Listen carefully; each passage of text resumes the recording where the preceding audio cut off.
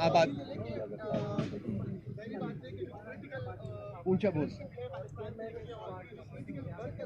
उनकी तरफ से तहफ़्फ़ुज़ात का इज़हार भी किया गया था जब नाम सामने आ रहे थे कि निगरान चेयरमैन का जो भी होगा वो हमने होना चाहिए ना कि वकील।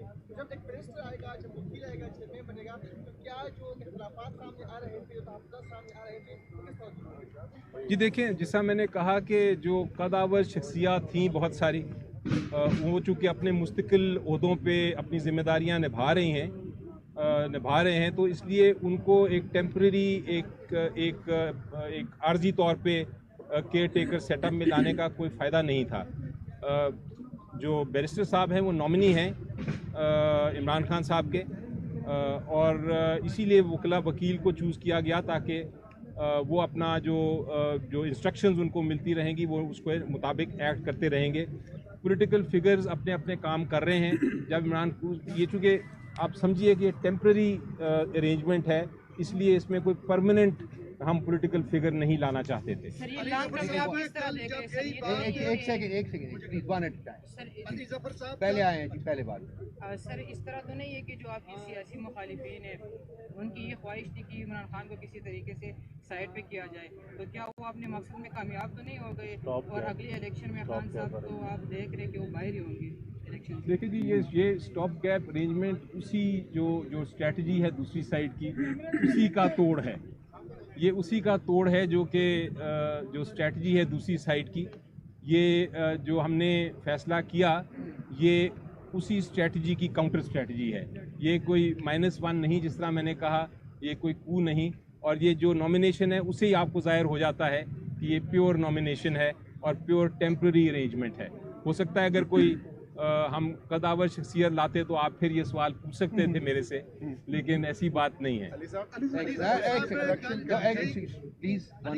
कल जब यही बात शेर अफजल मरवत साहब ने की थी तो पार्टी की जानब से बड़ा सख्त डिनाइल आया था, और फिर सोशल मीडिया पे जो है वो तहरीक इंसाफ के कुछ अकाउंट से हमने उनकी ट्रोलिंग भी देखी। वो सीनियर नायब सदर हैं पार्टी के, वो यहाँ पे मौजूद नहीं है, वो खान साहब की लीगल टीम का भी हिस्सा है।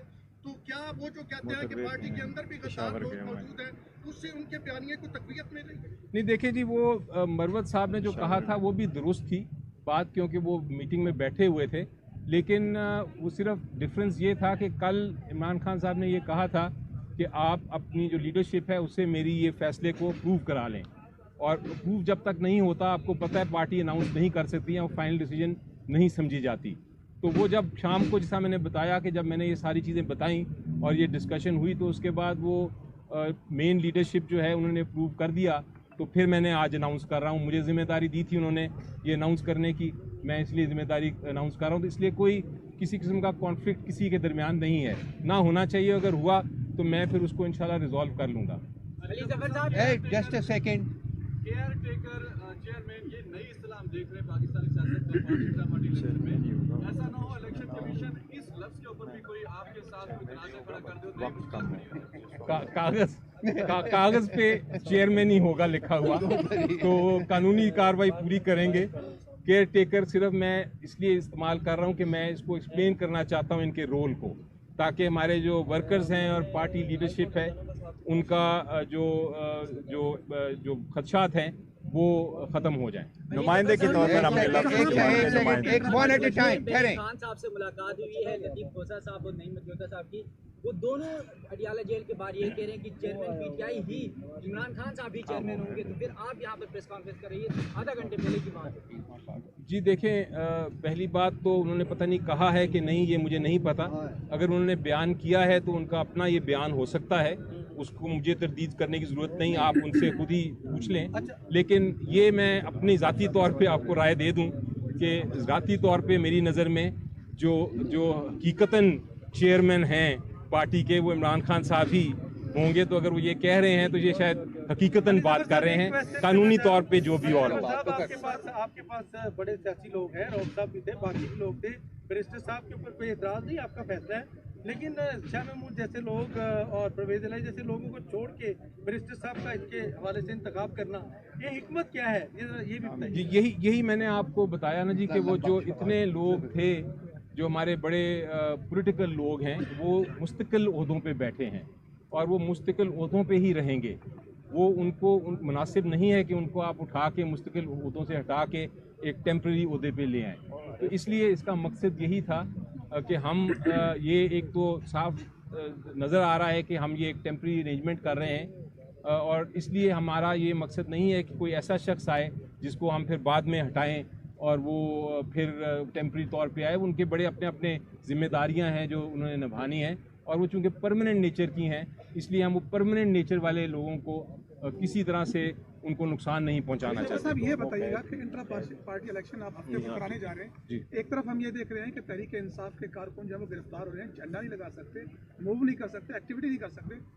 एक सवाल तो ये पूछ सके कि इलेक्शन करा कहाँ रहे हैं और अगर गिरफ्तारियां होती तो फिर वो कौन सी आप इलेक्शन कमीशन की डिमांड? देखिए, हमारे जो इलेक्शन कमिश्नर हैं, चीफ इलेक्शन कमिश्नर और उनके साथ जो उनके दूसरे लोग हैं, वो पूरी तरह आइन के मुताबिक साफ शफाफ इलेक्शन कराएंगे। जो इलेक्शन का प्रोसेस है और किस जगह पे होना है, कैसे होना है, उसमें मेरी कोई इंटरफेरेंस नहीं है, ना होनी चाहिए, क्योंकि वो जो हमारे इंडिपेंडेंट लोग हैं वही अपने कायद और जो रूल्स एंड रेगुलेशन है उसके मुताबिक बनाएंगे। नो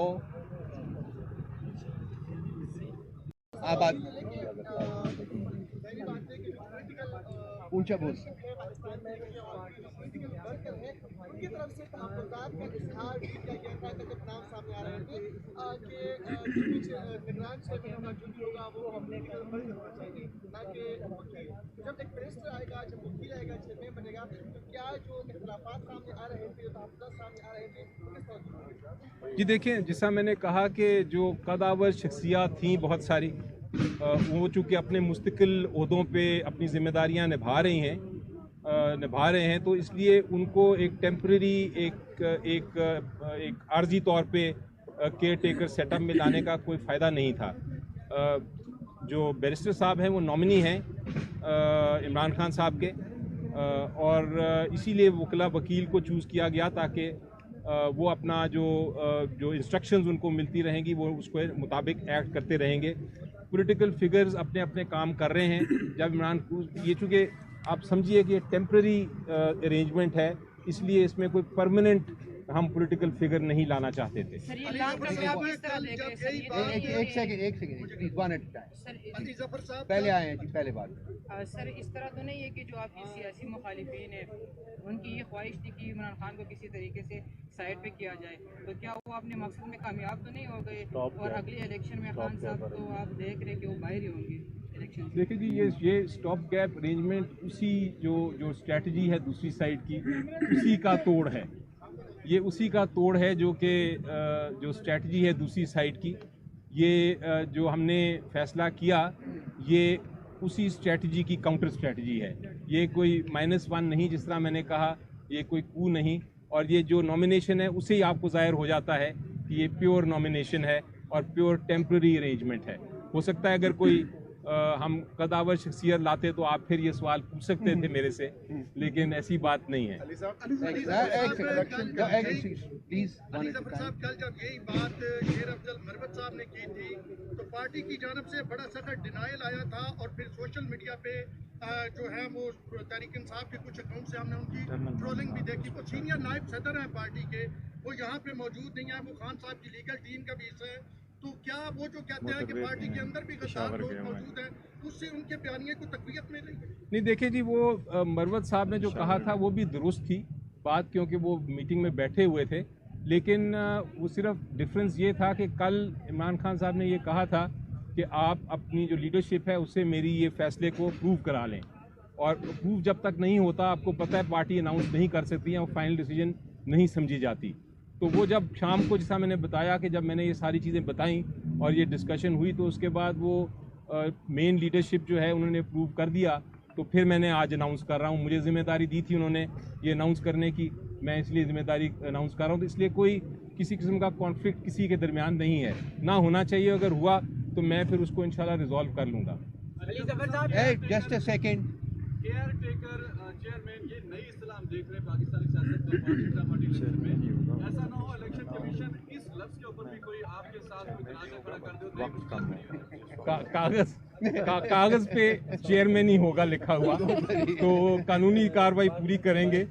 केयर टेकर सिर्फ मैं इसलिए इस्तेमाल कर रहा हूँ कि मैं इसको एक्सप्लेन करना चाहता हूँ इनके रोल को, ताकि हमारे जो वर्कर्स हैं और पार्टी लीडरशिप है उनका जो खदशात हैं वो ख़त्म हो जाएं। नुमाइंदे के तौर पर अपने एक वन एट ए टाइम ठहरें। खान साहब से मुलाकात हुई है, लतीफ़ खोसा साहब और नईम मजूदा साहब की, वो दोनों अडियाला जेल के बाहर ये कह रहे हैं कि चेयरमैन पीटीआई ही इमरान खान साहब ही चेयरमैन होंगे, तो फिर आप यहाँ पर प्रेस कॉन्फ्रेंस कर रही है, आधा घंटे पहले की बात है। जी देखें, पहली बात तो उन्होंने पता नहीं कहा है कि नहीं, ये मुझे नहीं पता। अगर उन्होंने बयान किया है तो उनका अपना ये बयान हो सकता है, उसको मुझे तरदीद करने की ज़रूरत नहीं, आप उनसे खुद ही पूछ लें। लेकिन ये मैं अपनी ज़ाती तौर पे आपको राय दे दूं कि ज़ाती तौर पे मेरी नज़र में जो हकीकतन चेयरमैन हैं पार्टी के वो इमरान खान साहब ही होंगे। तो अगर वो ये कह रहे हैं तो ये शायद हकीकतन बात कर रहे हैं, कानूनी तौर पे जो भी और हो। आपके पास बड़े सियासी लोग हैं, रऊफ साहब भी थे, बाकी भी लोग थे, बैरिस्टर साहब के ऊपर कोई एतराज़ नहीं, आपका फैसला है, लेकिन शाह महमूद जैसे लोग और परवेज इलाही जैसे लोगों को छोड़ के बैरिस्टर साहब का इनके हवाले से इंतखाब करना, ये हिकमत क्या है, ये भी बताइए। यही मैंने आपको बताया ना जी कि वो जो इतने लोग थे जो हमारे बड़े पॉलिटिकल लोग हैं वो मुस्तकिल ओहदों पे बैठे हैं और वो मुस्तकिल ओहदों पे ही रहेंगे। वो उनको मुनासिब नहीं है कि उनको आप उठा के मुस्तकिल ओहदों से हटा के एक टेम्प्रेरी ओहदे पे ले आएँ। तो इसलिए इसका मकसद यही था कि हम ये एक तो साफ नज़र आ रहा है कि हम ये एक टेम्प्रेरी अरेंजमेंट कर रहे हैं और इसलिए हमारा ये मकसद नहीं है कि कोई ऐसा शख्स आए जिसको हम फिर बाद में हटाएं और वो फिर टेम्प्रेरी तौर पे आए। उनके बड़े अपने अपने जिम्मेदारियां हैं जो उन्होंने निभानी हैं और वो चूँकि परमानेंट नेचर की हैं, इसलिए हम वो परमानेंट नेचर वाले लोगों को किसी तरह से उनको नुकसान नहीं पहुंचाना चाहते। साहब ये बताइएगा कि इंट्रा पार्टी इलेक्शन आप हफ्ते को कराने जा रहे हैं, एक तरफ हम ये देख रहे हैं कि तहरीक इंसाफ के कारकुन जो है वो गिरफ्तार हो रहे हैं, झंडा नहीं लगा सकते, मूव नहीं कर सकते, एक्टिविटी नहीं कर सकते। एक सवाल तो ये पूछ सकते कि इलेक्शन करा कहाँ रहे हैं और अगर गिरफ्तारियां होती तो फिर वो कौन सी आप इलेक्शन कमीशन की डिमांड? देखिए, हमारे जो इलेक्शन कमिश्नर हैं, चीफ इलेक्शन कमिश्नर और उनके साथ जो उनके दूसरे लोग हैं, वो पूरी तरह आइन के मुताबिक साफ शफाफ इलेक्शन कराएंगे। जो इलेक्शन का प्रोसेस है और किस जगह पे होना है, कैसे होना है, उसमें मेरी कोई इंटरफेरेंस नहीं है, ना होनी चाहिए, क्योंकि वो जो हमारे इंडिपेंडेंट लोग हैं वही अपने कायद और जो रूल्स एंड रेगुलेशन है उसके मुताबिक बनाएंगे। नो